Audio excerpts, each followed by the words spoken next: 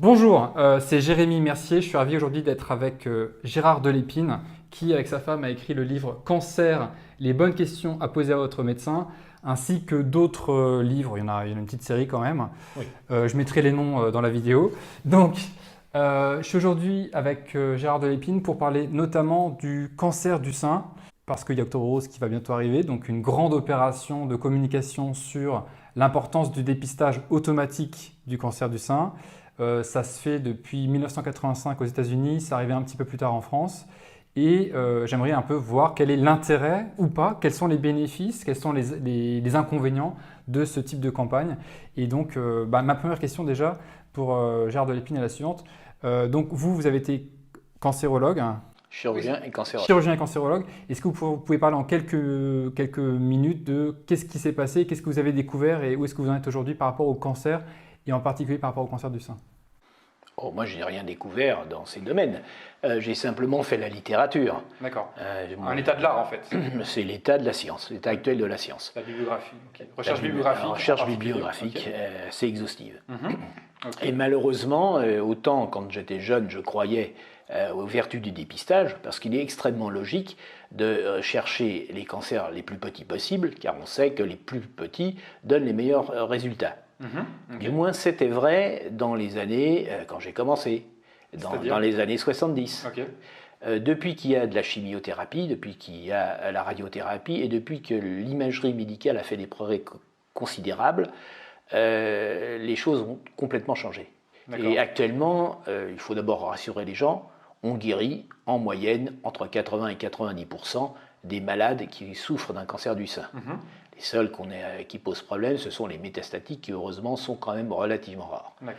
Et depuis qu'on a ces méthodes de traitement modernes, le dépistage n'a plus aucun intérêt. Ok. Alors pourquoi est-ce qu'il n'a plus d'intérêt et par rapport aux méthodes de dépistage modernes? Ce n'est pas par rapport au dépistage moderne, plus exactement. Par rapport aux technologies modernes plutôt, peut-être.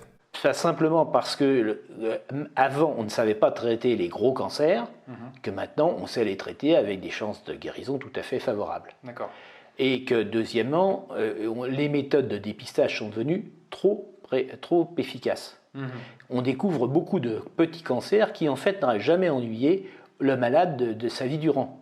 Elle avait un cancer, elle l'ignorait, et ce cancer l'aurait toujours ignoré toute sa vie. Elle serait morte avec son cancer, mais pas de son cancer. Ouais, c'est ça. Okay. Et malheureusement, quand on dépiste, personne n'ose ne pas traiter. Et donc, le dépistage est un gros inconvénient parce qu'il entraîne des traitements. Et ces traitements ne sont pas anodins. Et ces traitements peuvent même tuer les gens. La chimiothérapie, très rarement, mais 1 à 2 fois pour cent, tue le malade. L'hormonothérapie, qui est un traitement excellent dans certaines formes de cancer du sein, entraîne des complications osseuses et peut entraîner des phlébites, peut également tuer la malade. La radiothérapie, qui est un traitement essentiel du cancer du sein, malheureusement, quand on est du côté gauche, il irradie non seulement le sein, mais aussi ce qu'il y a derrière le cœur et surtout les petites artères qui nourrissent le cœur, les coronaires, et il augmente considérablement le risque de faire plus tard, 5, 10, 15 ans plus tard, une coronarite, autrement dit un infarctus, et d'en mourir. Autrement dit, tous les traitements qui sont indiqués à juste titre dans certaines formes de cancer du sein ont des inconvénients. Et lorsqu'on fait un traitement pour une maladie qui met en jeu la vie, on gagne quelque chose pour le malade, mais lorsqu'on fait un traitement inutile, on lui fait perdre des chances. C'est ce qu'on appelle le surtraitement. D'accord. Donc pour résumer, en fait, les méthodes de dépistage d'imagerie médicale en particulier sont tellement efficaces qu'on découvre donc des petits cancers qui, pour certains, n'auraient pas évolué. Absolument. Quel est le pourcentage de petits cancers qui n'auraient pas évolué par rapport à... Ces petits cancers dormants, c'est-à-dire qu'ils n'évoluent pas. Sans symptômes, qu'on n'a aucun moyen malheureusement de diagnostiquer, par aucun moyen technique, microscopique, chromosomique, tout ce que vous voulez inventer. On ne sait pas les reconnaître de ceux qui vont évoluer. Leur taux dépend un peu des études. Les plus optimistes, et c'est ce qu'il y a dans l'INCa, l'Institut national du cancer, ils disent que c'est très rare, que c'est 10 à 15%. Certaines séries américaines disent que c'est 40%. Autrement dit, beaucoup de gens qui se croient avoir été guéris grâce au dépistage de leur cancer, en fait, survécu uniquement au traitement qu'on leur a imposé initialement. Ils n'ont pas survécu au cancer, ils ont survécu au traitement. Donc là, et ils ont perdu le sein à cette occasion, etc. Alors, la question qu'on peut se poser, du coup, c'est pourquoi est-ce qu'on promeut ce type de dépistage malgré cette abondance de surdiagnostics? Alors, c'est un problème politique et financier. Alors, c'est d'abord un problème politique. Ah bon? Oui, parce que les organisations qui sont pour la médecine sociale et pour le droit des femmes disent c'est la seule politique spécifiquement dédiée aux femmes que l'on peut leur proposer. C'est le seul avantage que l'on redonne. Drôle d'avantage que de perdre son sein inutilement. Mais bon, chacun voit midi à sa porte. Et nos politiques ont dit ça, clairement. Il faut sauver le dépistage parce que c'est la seule chose que l'on peut offrir aux femmes actuellement. Et puis, malheureusement, il y a aussi le poids des lobbies. Malheureusement, le cancer tue beaucoup de gens, mais il en fait vivre également beaucoup plus. Et les mammographies sont une activité extrêmement rentable. La chimiothérapie, les tests, les chirurgiens qui font des chirurgies reconstructives, tous ces gens-là vivent bien du cancer, et en particulier des cancers de dépistage qui sont les plus petits et les plus faciles à traiter, puisqu'ils n'ont pas besoin d'être traités. Et donc, malheureusement, cette dépense qui peut être évaluée entre 1 milliard et 1,5 milliard par an, n'est pas perdue pour tout le monde. Lorsque j'avais essayé avec un ancien directeur de l'INCa d'aborder le problème du dépistage en lui disant « Mais monsieur, les statistiques actuelles, en particulier la grande étude canadienne qui montre que ça n'apporte aucun gain en survie d'être dépisté ou pas, il m'a tout de suite arrêté en disant « Attention Delpine, il n'est pas question de toucher au dépistage du cancer du sein. » Ah oui, c'est sacré en fait. C'est même presque tabou même. C'est un tabou. On peut pas remettre en question quelque chose, ni même étudier l'intérêt que ça pourrait avoir sur les gens. C'est de base positif. En France, vous êtes exclu de la bonne société du cancer si vous osez dire que le dépistage est dangereux. Heureusement, il y a quand même certains épidémiologistes français qui ont eu le courage. Eux n'ont pas le poids du lobby médical sur le dos, forcément. Et puis, il y a beaucoup d'études en Amérique où les choses sont plus ouvertes, à l'étranger, aux Pays-Bas, au Danemark. Et heureusement, la médecine est mondialisée, et donc tous ces connaissances et toutes ces études sont disponibles pour ceux qui les creusent. Ça veut dire qu'en France, on a moins de liberté de penser au point de vue médical, par rapport au cancer en tout cas? Nous sommes réellement dans une tyrannie totale en France, puisque maintenant ce ne sont plus les médecins qui décident des traitements, mais c'est l'État par l'intermédiaire de l'Agence régionale de santé, et qui décide si vous êtes autorisé à traiter telle ou telle maladie. Des gens qui ne connaissent rien à la médecine. D'accord, en fait c'est devenu bureaucratique quelque part. C'est totalement bureaucratique, c'est la raison pour laquelle la santé va si mal. Et j'ai bien peur que le grand plan santé de notre ministre Buzyn, qui a été annoncé aujourd'hui, ne fasse que rajouter une couche de bureaucratie aux multiples couches qui existaient avant. Et donc de décourager un peu plus les médecins de travailler. Alors qu'est-ce qu'on peut penser maintenant de Octobre Rose, donc cette manifestation qui est très mise en avant chaque année avec toutes ces femmes qui vont courir en rose, faire des semi-marathons, je ne sais quoi, pour rapporter de l'argent. Qu'est-ce qu'on peut penser de ça? Est-ce que ça a un intérêt ou pas? Pour les malades, ça n'a strictement aucun intérêt. Et ça me fait énormément de peine de voir ces femmes qui sont bien intentionnées, qui croient pouvoir faire quelque chose, qui sont trompées, on se moque d'elles, on leur les fait courir pour une mauvaise cause. Et c'est totalement désolant.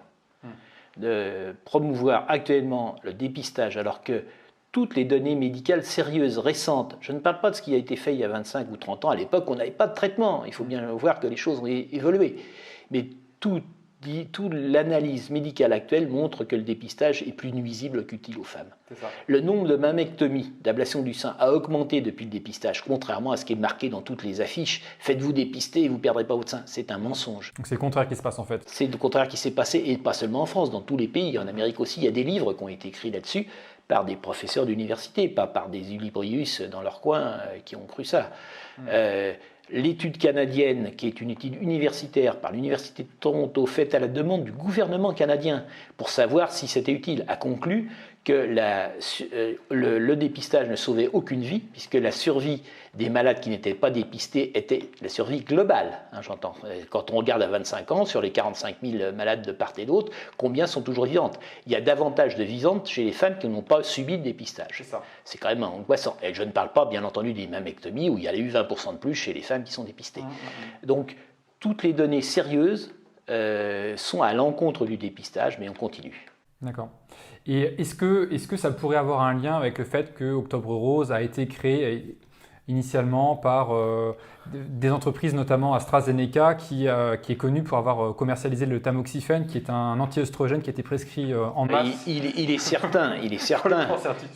certain que les grandes entreprises du médicament ont tout à gagner d'un dépistage qui donne donc des surdiagnostics, des diagnostics de cancers histologiquement vrais, mais qui ne sont pas des cancers évolutifs. Parce qu'on consomme après des médicaments, puisqu'on les traite, tous ces malades. Donc Big Pharma gagne beaucoup avec Octobre Rose, c'est évident. Mais c'est plus que ça, c'est tout un ensemble d'associations qui sont en général payées par le gouvernement ou subventionnées par le gouvernement. Et on a l'impression de faire quelque chose d'utile. Malheureusement, tout ça est lié à une désinformation du public. Je ne dis pas à une manque d'information, c'est une désinformation du public. Et si on donnait aux femmes à qui on propose le dépistage les chiffres vrais, comme les Suisses le proposent actuellement, ils donnent les chiffres vrais. Elles ont accès à l'information. Si on a accès à l'information, les femmes ne seraient pas dépistées. Et le gouvernement doit être assez conscient de l'affaire parce qu'il faut que nos concitoyennes sachent que lorsqu'elles vont voir un médecin qui leur dit vous devez aller à la mammographie parce que vous avez l'âge d'aller à la mammographie. Je parle bien de dépistage systématique chez les gens qui n'ont aucun signe. Ce n'est pas du diagnostic précoce pour quelqu'un qui a un signe. Il faut faire des mammographies quand on a des signes. Mais je parle de quelqu'un qui est en parfaite santé, qui n'a aucun signe et qui va aller se faire la mammographie pour faire du dépistage. Et bien cette personne-là se met en danger. C'est ça, ok. C'est ça qu'il faut éviter. Alors, il faut qu'elle sache que le médecin qui lui conseille de se dépister touchera une prime parce qu'il aura rempli son objectif prioritaire de santé décidé par le gouvernement et que si le médecin est obéissant, il touche de l'argent qui pouvait aller jusqu'à 10 000 euros par l'année. C'est ça que je pense que la plupart des patients n'ont absolument pas conscience, c'est que le médecin est encouragé financièrement par l'État à inciter ses patientes d'aller se faire dépister pour le cancer du sein. C'est bien ça, hein? Parfaitement, et c'est absolument dramatique, car si une action de santé était utile, et indiscutablement utile, tous les médecins la conseilleraient. Donc il n'y a aucune raison de lui donner de l'argent. Donc si le gouvernement donne de l'argent aux médecins pour les inciter à dépister, c'est que l'intérêt du dépistage est douteux. Je pense qu'il faut que les gens le sachent. Donc finalement, ce qu'on peut dire par rapport à Octobre Rose, donc qui arrive très prochainement, c'est que finalement c'est une arnaque. C'est une totale arnaque. Et c'est vraiment triste pour ces pauvres femmes qui y croient. Ils sont sincères, j'en ai vu plusieurs et ça me fend le cœur. Puis moi je pense malheureusement, alors je ne sais pas si c'est de la naïveté ou simplement le fait que les gens n'ont pas accès à l'information et ne se posent pas plus de questions que ça, mais courir pour Octobre Rose, faire des dons pour Octobre Rose, tout ça, c'est contre vous. Enfin, les femmes font ça contre elles finalement. Absolument. Elles financent quelque chose qui va être défavorable à leur santé, à leur vie, mais par contre qui va favoriser grandement les vendeurs de Big Pharma, de mammographie, les radiologues, les radiothérapeutes. Par contre, les radiologues sont très contents, effectivement. Les chirurgiens aussi qui font des reconstructions du sein, c'est quand même un business beaucoup plus rentable puisque les reconstructions n'étant pas au tarif de la sécurité sociale. On peut se faire plaisir là. On peut se faire plaisir. D'accord, ok. Donc voilà. Donc Octobre Rose est quand même utile à un certain nombre de personnes. C'est ça, d'accord. Donc c'est pas utile pour les femmes, les patientes. C'est nuisible pour l'industrie qui est C'est nuisible pour les femmes en bonne santé. En bonne santé, c'est ça. Pas pour des patientes. On les transforme en malades. Elles se transforment en malades, ok. Donc du coup, voilà. En tout cas, donc c'est hyper important de vraiment faire vos recherches. Je vais faire une autre vidéo sur Octobre Rose en particulier, mais c'est une des grosses arnaques desquelles il faut vraiment se défaire aujourd'hui. Et si vous regardez cette vidéo aujourd'hui, donc surtout aucun don à Octobre Rose. N'allez pas courir pour Octobre Rose et essayez de transmettre cette information autour de vous parce que c'est juste pas possible de continuer comme ça. Il y en a marre qu'en 2018, on en soit encore à ce niveau-là par rapport au niveau de la médecine. Alors, j'ajouterais juste une petite chose qui est destinée à nos politiques. Il y a 10 ans, la représentation nationale s'était émue du fait qu'on pousse sur le dépistage et qu'il n'y ait strictement aucune évaluation du dépistage. Oui. Chaque année, vous avez un opuscule qui fait environ 100 pages qui fait le point du dépistage.